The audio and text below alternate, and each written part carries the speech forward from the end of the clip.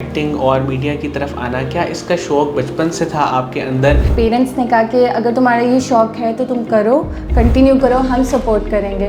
तो फिर मैंने कंटिन्यू करना शुरू कर दिया। बीइंग अ वुमेन ये थोड़ा सा मुश्किल होता है कि किसी भी प्रोफेशनल फील्ड में काम करना, और फिर अगर हम बात करें एक्टिंग की, मॉडलिंग की। मुझे यूनिवर्सिटी से ऑफ़र हुई थी कि आपने एक प्रोजेक्ट करना है, अगर आप में टैलेंट है तो आप कर सकती हैं। थिएटर का परफॉर्म था, तो मैंने कहा ठीक है मैं कर लेती हूँ। तो वो फर्स्ट टाइम था, किसी को भी जाते ही नहीं मिल जाता, लेकिन वो लकीली मुझे मिल गया और मैंने कर लिया। तो फिर पेरेंट्स ने कहा इसका टैलेंट इसी में है, तो इसको यहीं पे सपोर्ट किया जाए।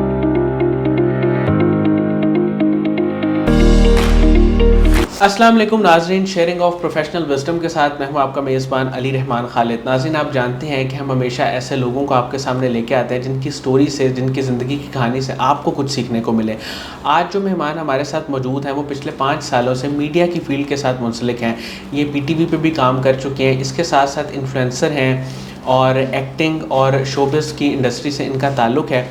आज हम इनसे जानेंगे कि जो ख़वातीन मीडिया की फ़ील्ड में आना चाहती हैं उनके लिए क्या रोड मैप है और वो किस तरह अपने काम का आगाज़ कर सकती हैं। अस्सलाम वालेकुम जिया साहिबा, कैसी हैं आप? वालेकुम अस्सलाम, मैं ठीक हूँ, आप बताएं आप कैसे हैं? मैम अल्लाह का शुक्र। मुझे सबसे पहले ये बताइएगा कि ये जो एक्टिंग और मीडिया की तरफ आना, क्या इसका शौक़ बचपन से था आपके अंदर, या आपने चलते चलते सोचा कि मैं इस फील्ड में आना चाहती हूँ या काम करना चाहती हूँ? नहीं, शौक़ बचपन से था, लेकिन मुझे नहीं लगता था मेरा शौक़ पूरा होगा, क्योंकि स्टडी होती है और फैमिली, आपको पता है रिलेटिव्स किस तरह के होते हैं, तो इसलिए फिर शौक़, आपको पता है स्टडी करने के बाद फिर पेरेंट्स ने कहा कि अगर तुम्हारा ये शौक़ है तो तुम करो, कंटिन्यू करो, हम सपोर्ट करेंगे। तो फिर मैंने कंटिन्यू करना शुरू कर दिया। फिर मुझे पेरेंट्स की सपोर्ट से बड़ा मज़ा आया कि कब आपने आगाज़ कब किया था और किस तरह से आगाज़ हुआ?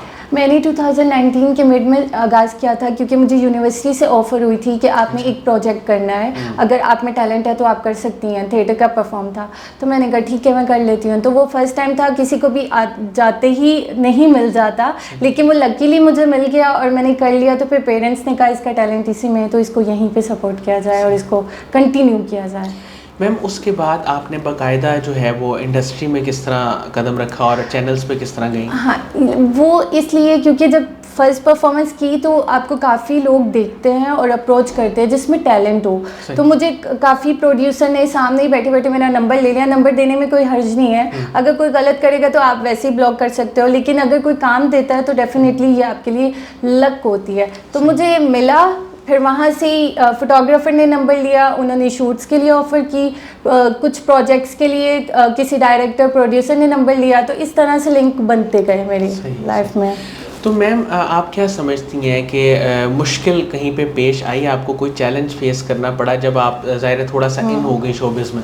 मुश्किल किसको फेस नहीं करनी पड़ती, मुश्किल आती है, आपके इर्द गिर्द के लोग आपके लिए बहुत ज़्यादा हर्डल्स क्रिएट कर देते हैं। तो लेकिन ये है कि आपकी सपोर्ट हो, पेरेंट्स की सपोर्ट हो, तो आप डेफिनेटली कुछ ना कुछ कर जाते हो। आप दुनिया को नहीं देखो, क्योंकि आपकी लाइफ आपने गुजारनी है, जिस तरह भी गुजारनी है। दुनिया ने नहीं पूछना कि तुमने क्या किया, तुमने क्या नहीं करना।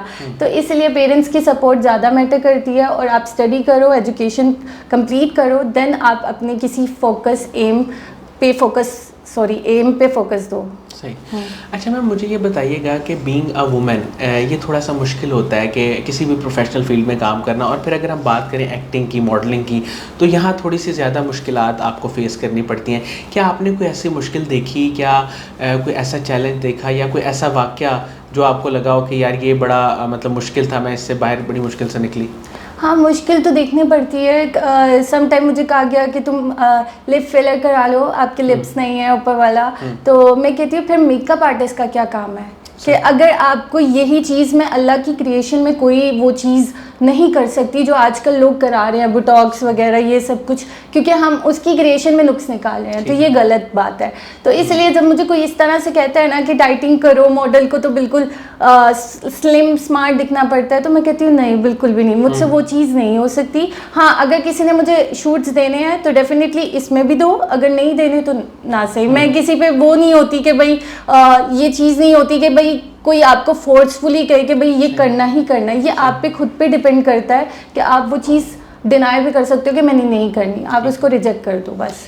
मैम बहुत सारी ख़वातीन जो ख़ास तौर पे इस फील्ड में आती हैं, उनके जहन में होता है कि शायद हमारे पास एक ही चांस है, या जो बंदा हमें ऑफ़र कर रहा है अगर ये रिजेक्ट हो गई तो अल्लाह ना करे दोबारा कोई मौका नहीं मिलेगा।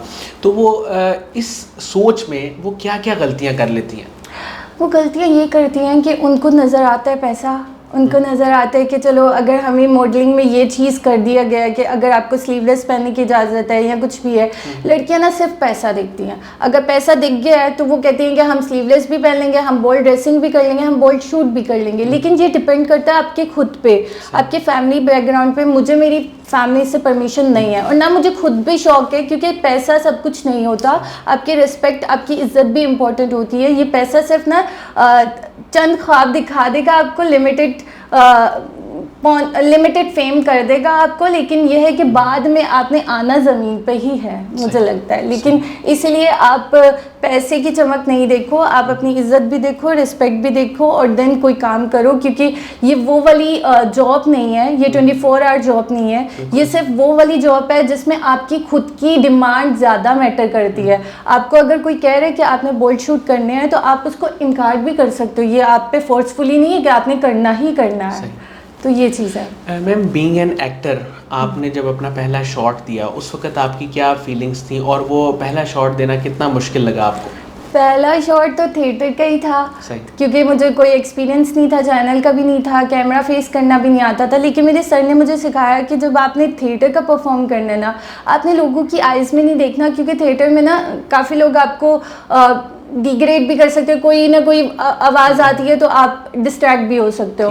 तो आपने वो चीज़ नहीं होनी है। आपने अपने डायलॉग क्यू पे वेट करना है, अपने डायलॉग याद करने हैं और फोरहेड पे देखना है लोगों के।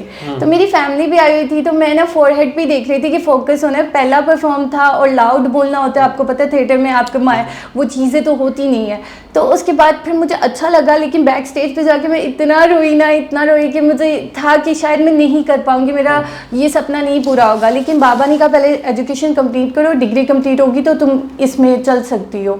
तो फिर मेरा जब पहला परफॉर्मेंस देखा तो मेरी फैमिली को बहुत खुशी हुई। फिर उसके बाद मैंने कंटिन्यू करना स्टार्ट कर दिया। मैम, वैसे तो आपकी बेशुमार अचीवमेंट्स हैं अब तक, आप इतनी कम उम्र में इतना काम कर रही हैं। मुझे ये बताइएगा, आपके दिल के करीब कोई अचीवमेंट है, वो क्या है? वैसे इंडस्ट्री में तो नहीं है, लेकिन यह है कि इंडस्ट्री से जो मैंने कमाया, मैंने कभी अपने मोबाइल पे पैसा नहीं खर्च किया, मैंने अपने कभी लाइफस्टाइल में पैसा नहीं खर्च किया। मैंने सेविंग्स की थी हमेशा और उसके बिना पर मैंने गाड़ी लिया। अच्छा, तो ये मेरी बिग अचीवमेंट। सही। मैम, आने वाले वक्त में, फ्यूचर में आपके क्या गोल्स हैं? कौन कौन से प्रोजेक्ट्स आप अभी करने वाली हैं या करना चाह रही हैं, और कोई ऐसा ख्वाब जो अभी तक पूरा ना हुआ हो जो आप करना चाहती हैं, वो क्या है? अच्छा, प्रोजेक्ट्स ये हैं कि मैंने पीटीवी पे भी किया, मैंने फिल्म भी की, मैंने ड्रामा भी किया, नागिन वगैरह, और अब मैं ARY के साथ प्रोजेक्ट कर रही हूँ, होशियारियाँ। तो अब ये है कि मेरा फोकस सिर्फ ये है कि बड़े पर्दे पर आना, लोगों को दिखाना कि भाई मैं भी कुछ हूँ। ये चीज़ मुझे शौक है। सही। मैम, इंस्पिरेशन आपकी कौन लोग रहे? और जितना मतलब आप बता रही हैं कि बहुत आसानी से आपने ये काम किया, तो फैमिली सपोर्ट कितनी रही और इंस्पिरेशन कौन है? बिल्कुल, मैं फैमिली सपोर्ट की वजह से, जिस तरह आपकी हर कन्वर्सेशन में मैं अपने माँ बाप का ज़रूर जिक्र कर रही हूँ, क्योंकि उनके बगैर शायद मैं इधर आती भी ना। क्योंकि ये है कि अगर आपके पेरेंट्स की सपोर्ट होती है ना, तो आपको हर चीज़ में अल्लाह खुद ही बरकत डाल देता है। आपको कुछ भी मुश्किलात का इतना सामना नहीं करना पड़ता, लेकिन आपके लिए अल्लाह आसानियाँ खुद ही पैदा कर देता है। तो मेरी माँ ने बहुत सपोर्ट किया, मेंटली सपोर्ट किया, कि कहीं भी मुझे गलती होती थी वो मुझे आके समझाती थी, बेटा ऐसे नहीं, इस तरह से करना है, ये नहीं, इस तरह से करना है। और बाबा ने मुझे सपोर्ट इस सेंस में किया कि वो मेरे साथ अलहमरा में, मेरे जहाँ पे भी प्रोजेक्ट होते थे वो साथ साथ बेचारे वेट कर रहे होते थे। मुझे टेंशन होती थी, लेकिन वो कहते थे तुम अपना करियर बनाओ, करियर। मैम, आप जो आने वाली ख़वातीन हैं या यूथ को क्या एडवाइस देंगी जो मीडिया की फील्ड में और ख़ास तौर पे एक्टिंग की फील्ड में आना चाहते हैं, कि एक तो उनके पास स्किल्स कौन से हों, क्या चीज़ उनको आनी चाहिए, तब वो एक अच्छे एक्टर या परफॉर्मर की तरह काम कर सकते हैं, और दूसरा जो है उनको एडवाइस आपकी तरफ से ओवरऑल क्या है? अच्छा, मीडिया के जो लोग हैं जिनको एडवाइस करना चाहती हूँ वो ये है कि वो लोग समझते हैं कि भाई अगर मैस कम्युनिकेशन कर लिया है तो आप इस फील्ड में आ सकते हैं, बल्कि ऐसा नहीं है। मैंने खुद BSc कंप्यूटर साइंस किया है, लेकिन शौक पे डिपेंड करता है। अगर आपके इंटरनली आपके अंदर ये टैलेंट है देन आप ये चीज़ कर सकते हो, वरना किसी को लाल देखकर मुंह लाल देखकर अपना मुंह लाल करने वाली बात है, वो गलत हो जाएगा, क्योंकि आप में टैलेंट नहीं होगा तो आप कभी भी कैमरा भी फेस नहीं कर सकते। तो इसलिए मैं कहती हूँ कि पेरेंट्स की सपोर्ट होनी चाहिए। आपकी एजुकेशन ये वाली मैटर नहीं करता, आप कोई भी एजुकेशन करो, लेकिन आपका इंटरनली आपके अंदर वो टैलेंट होना चाहिए और उसी में आप आगे मूव ऑन कर सकते हो। सही। मैम, कासिम अली शाह साहब के काम को और उनकी फाउंडेशन को आप कैसे देखती हैं? बहुत अच्छा देखती हूँ, क्योंकि वो बहुत मोटिवेट, उनके कोट्स मुझे बहुत अच्छे लगते हैं, बहुत एजुकेशन पे डिपेंड करते हैं और बहुत अच्छे होते हैं और मोटिवेट करते हैं, उनसे मोटिवेशनल मिलती है हम लोगों को। और दूसरा ये कि वो जो कर रहे हैं, एक प्रोग्राम है उनका, आओ सुलह कराएं। आओ सुलह कराएं, वो आओ सुलह कराएं कि जिस तरह पाकिस्तान में तलाक की रेशो इतनी बढ़ गई है, तो मुझे लगता है कि ये बहुत अच्छा काम कर रहे हैं कि लोगों में सुलह कराकर उस चीज़ को ख़त्म करने की कोशिश कर रहे हैं, तो ये बहुत अच्छी बात है उनकी। बहुत बहुत शुक्रिया जिया ज़िया साहिबा, आपने हमारे लिए वक्त निकाला।